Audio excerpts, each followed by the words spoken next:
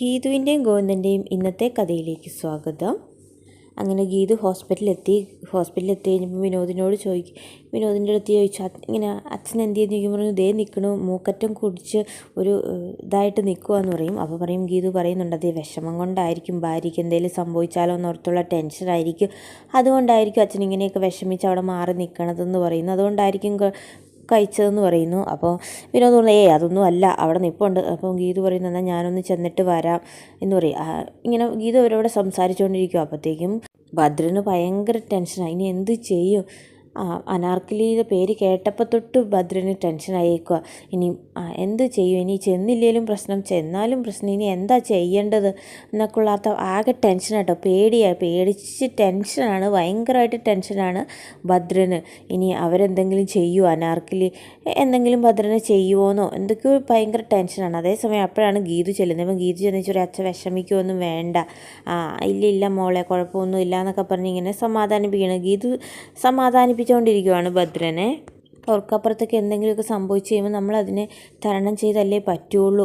അപ്പം ഇതിങ്ങനെ പറയുവാണ്, തരണം ചെയ്തല്ലേ പറ്റുള്ളൂ, നമുക്കപ്പോൾ അതിന് ഇനി എന്താ മുന്നോട്ടുള്ളതെന്നൊന്നും നമുക്ക് അറിയാൻ പറ്റത്തില്ലല്ലോ അച്ഛാന്നൊക്കെ പറയുന്നുണ്ട്.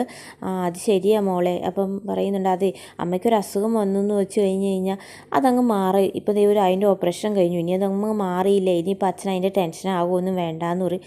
നീ വിലാസിനിയുടെ കാര്യം അമ്മയുടെ കാര്യമാണല്ലേ പറയുന്നതെന്ന് ചോദിക്കും. അപ്പം ഗീതു പറയും, അതെ പിന്നെന്താ, അല്ല ഞാൻ വിലാസിനിയുടെ കാര്യം തന്നെയാണ് ആലോചിച്ചത്.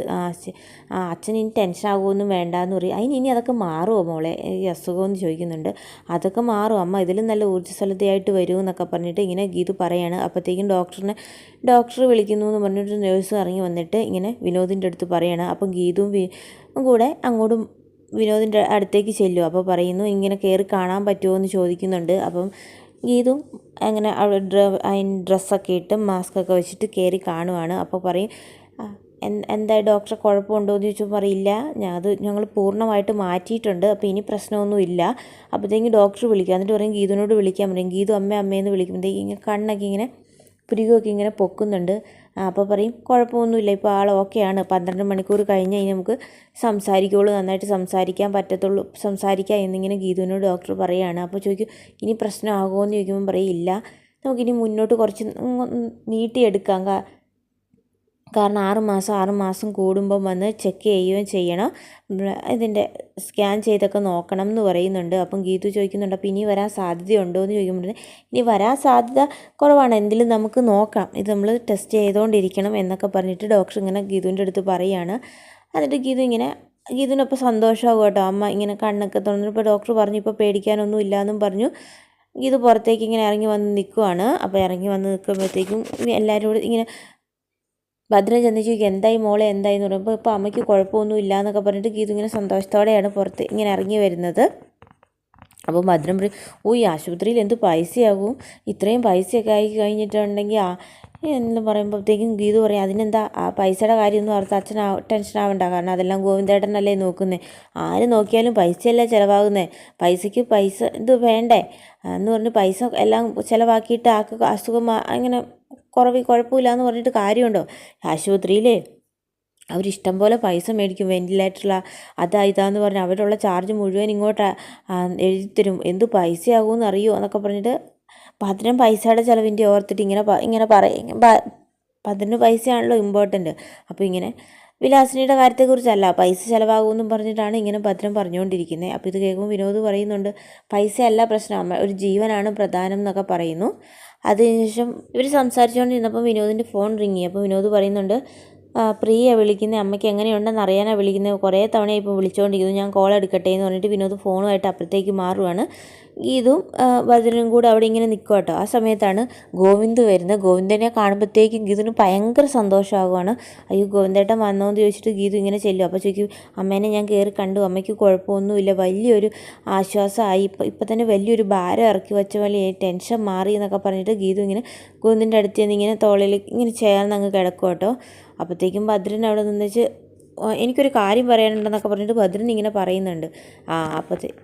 അല്ല എനിക്കൊരു കാര്യം പറയണം, ഞാൻ അങ്ങോട്ടൊന്ന് പോട്ടെ എന്നൊക്കെ പറഞ്ഞിട്ട് ഭദ്രൻ അവിടെ കിടന്നും ഓരോന്നൊക്കെ പറയാം. അപ്പോഴത്തേക്ക് ഗീതു ഗോവിന്ദും കൂടെ സംസാരിച്ചുകൊണ്ടിരിക്കുന്നതിട്ട് ഭദ്രനൊരു ഇത്. അപ്പം ഭദ്രൻ പറയും, അപ്പം ഗോവിന്ദ് പറയുന്നുണ്ട്, അതെ ഇവിടെ ആരെങ്കിലും നിൽക്കണം, ഇവിടെ നിന്ന് അപ്പോൾ ഭദ്രനോട് ഇവിടെ നിൽക്കുക എന്ന് പറഞ്ഞിട്ട് ഭദ്രനെ അവിടെ നിർത്തിയിട്ട് ഗീതുവും ഗോവിന്ദും കൂടെ പുറത്തേക്ക് ഇറങ്ങുവാണ്. എനിക്ക് ഒരു സർപ്രൈസ് കൊണ്ടുവന്നിട്ടുണ്ടെന്ന് പറയുന്നു. അതെന്താണെന്ന് ചോദിക്കുമ്പോൾ, നിനക്ക് ഞാൻ തന്നിട്ട് നീ അത് മനഃപൂർവ്വം ഉപേക്ഷിച്ചതാ അതോ വേണ്ടെന്ന് വെച്ചാണോ എന്ന് പറയുമ്പോൾ പറയും, ഗോവിന്ദേട്ടൻ എനിക്ക് എന്ത് സമ്മാനമായിട്ട് തന്നാലും ഞാൻ അങ്ങനെ ഒരു സാധനം ഉപേക്ഷിച്ചിട്ടില്ലല്ലോ എന്ന് പറയും. അപ്പോൾ പറയും, പുറത്തിറങ്ങിയപ്പോൾ നിൻ്റെ വണ്ടി ഞാൻ കൊണ്ടുവന്നിട്ടുണ്ടെന്ന് പറയും. ആ വണ്ടി എന്ന് പറയുമ്പോഴത്തേക്കും ഗീതുവിന് ഭയങ്കര സന്തോഷമാകും. അയ്യോ എൻ്റെ വണ്ടി ഇങ്ങനെ കാറ് കിട്ടിയില്ലോ എന്ന് പറയുമ്പോൾ അപ്പം ഗീതു പറയും, ഞാൻ ഓഫീസിലെ ആവശ്യത്തിന് എടുത്തു എന്ന് പറഞ്ഞപ്പോൾ ഞാൻ വിചാരിച്ചു ഇനി എനിക്ക് കാറ് കിട്ടില്ലായിരിക്കും എന്ന് ഞാൻ ഓർത്തു, ഇനി നിൻ്റെ യാത്രകളൊക്കെ ഇതിലും മതി, അതുകൊണ്ട് ഞാനിത് എടുത്തിട്ട് വന്നു എന്ന് പറയും. അപ്പം ഗീതുവിന് കാറ് കാണുമ്പോൾ സന്തോഷമാണ്. ഗീതു ഇങ്ങനെ അവിടെ ചെന്ന് ചോദിക്കും, എന്നിട്ട് പറയുന്നത് നമുക്കിതിനൊരു യാത്ര പോയാലോ. അമ്മയുടെ അസുഖത്തെക്കുറിച്ചൊക്കെ ഓർത്തിട്ട് ഭയങ്കര ടെൻഷനായിരുന്നു. ഇപ്പോഴും ഒരു ആശ്വാസമായത്, നമുക്ക് ഒന്ന് ഇങ്ങനെ ഒരു ട്രിപ്പായിട്ട് പോകാം, ഇങ്ങനെ എവിടെയെങ്കിലും ചുമ്മാ ഒന്ന് കറങ്ങിയിട്ട് വരാം എന്നുള്ള രീതിയിൽ ഗോവിന്ദിൻ്റെ അടുത്ത് ഗീതു പറയുകയാണ്. അപ്പം ഗോവിന്ദ് വണ്ടി എടുക്കാൻ ചൊല്ലുമ്പോൾ ഗീതു പറയും, വേണ്ട ഞാൻ ഡ്രൈവ് ചെയ്തോളാം എന്ന് പറയും.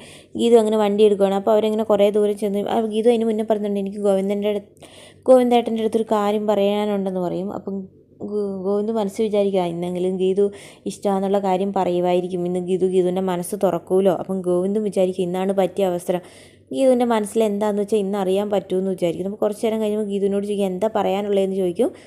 അപ്പം ഗീതു പറയുന്നുണ്ട്, അമ്മയ്ക്ക് നന്നായിട്ട് അസുഖം കുറഞ്ഞു, അതൊക്കെ കുറഞ്ഞു എന്ന് പറയും. അപ്പോൾ ചോദിക്കും, അതാണോ പറയാനുള്ളത്? അതല്ല, അതെ ഗോവിന്ദേട്ടാ, ഞാൻ വണ്ടി ഇന്ന് ഗോവിന്ദേട്ടൻ തന്നെ വണ്ടി കൊണ്ടുവെക്കോ, സ്കൂട്ടി ആയിട്ടല്ലേ ഞാൻ വന്നത്, അതുകൊണ്ട് ഗോവിന്ദേട്ടൻ വണ്ടി എടുത്തോളാൻ പറയും. അപ്പം ഗോവിന്ദ് ദേഷ്യപ്പെടും, ആൻറ്റി അതാണോ നിനക്ക് പറയാനുള്ളതെന്ന് ചോദിക്കും. നമുക്ക് ഗീതിക്കും ഞാനെന്ത് തെറ്റ് ചെയ്തിട്ടാണ് എന്താ ഇങ്ങനെ ദേഷ്യപ്പെടണേന്ന് ചോദിക്കും. അപ്പോഴത്തേക്കും ഗോവിന്ദിന് ഒന്നുമില്ല, ഞാൻ ദേഷ്യപ്പെട്ടതല്ല, എൻ്റെ സൗണ്ട് ഇച്ചിരി കൂടിപ്പോയതാണെന്ന് വിചാരിക്കും.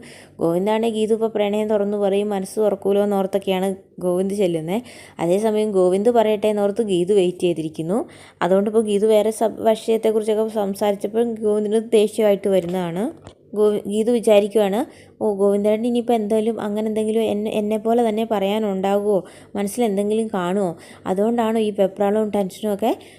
അല്ല പിന്നെ അങ്ങനെയാണ് എന്തുകൊണ്ടാണ് എന്നോട് പറയാത്തത്, എൻ്റെ അടുത്ത് പറയണ്ടേ, എന്നോട് വേണ്ടേ പറയാമെന്നൊക്കെ ഗീതു വിചാരിക്കും. അങ്ങനെ ഒരു ഇഷ്ടമുണ്ട്, എന്താ എന്നോട് പറയാത്തത്, ഈ ഗോവിന്ദേട്ടൻ എന്താ മനസ്സ് തുറക്കാത്തത്, അതോ ഇനി ഞാൻ പറയാൻ വേണ്ടി വെയിറ്റ് ചെയ്തിരിക്കുന്നതാണോ? പിന്നെ കിഷോറിനെയാണ് കാണിക്കുന്നത്. കിഷോർ ഇങ്ങനെ വീട്ടിലിരിക്കും. അപ്പോൾ കിഷോർ ഇങ്ങനെ ഇരിക്കുമ്പോൾ അമ്മ വന്ന് ചോദിക്കും, നിനക്ക് വേറെ ജോലി എന്തെങ്കിലും നോക്കണ്ടേ, ഇനി എന്താ അതിൻ്റെ പ്ലാൻ എന്ന് ചോദിക്കുമ്പോൾ പറയും, ഞാൻ ഇനി ജോലിക്കൊന്നും പോകുന്നില്ല, മറ്റൊരാളുടെ കീഴിൽ ഞാൻ ജോലിക്ക് പോകുന്നില്ല, ഞാൻ എന്തെങ്കിലും ബിസിനസ് ചെയ്യുള്ളൂ എന്ന് പറയും. അപ്പോൾ ചോദിക്കും, അതിന് എവിടെ നിന്നാണ് നിൻ്റെ ഈ പൈസ ഇത്രയും ഉണ്ടോ, അതെന്തെങ്കിലുമൊക്കെ ചെയ്യണമെന്ന് പറയും.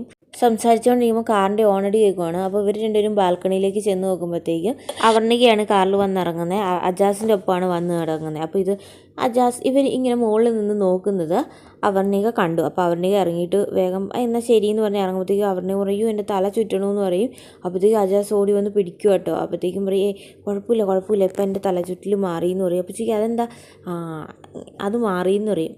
എന്നിട്ട് പറയും, അവിടെ നിന്നിങ്ങനെ നോക്കുന്നുണ്ടെന്ന് പറയും. അപ്പോൾ അജാസ് ഇങ്ങനെ ചുറ്റി നോക്കുമ്പോൾ ഇവിടെയല്ല മുകളിലാണ് വന്ന് നിൽക്കണേന്ന് പറയും.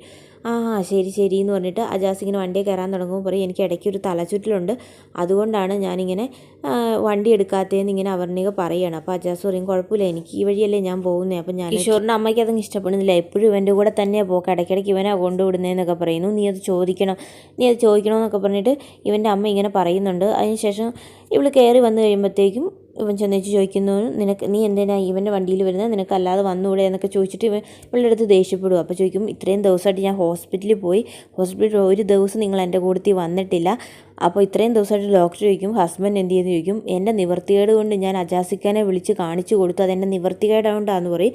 അപ്പോൾ പറയും, അങ്ങനെയാണെങ്കിൽ നീ അവൻ്റെ കൂടത്തിൽ തന്നെ അങ്ങ് പൊക്കോ, എൻ്റെ വീതം അങ്ങ് തന്നോളെ പറഞ്ഞിട്ട് കിഷോർ അവർണികയോട് പറയണം. അപ്പോൾ അവർണിക പറയുന്നുണ്ട്, എൻ്റെ അച്ഛനെ കഷ്ടപ്പെട്ടുണ്ടാക്കിയതല്ല, നിൻ്റെ അപ്പൻ ഉണ്ടാക്കിയ വകയൊന്നും അല്ല എന്നുള്ള ഇങ്ങനെ പറയുകയാണ്.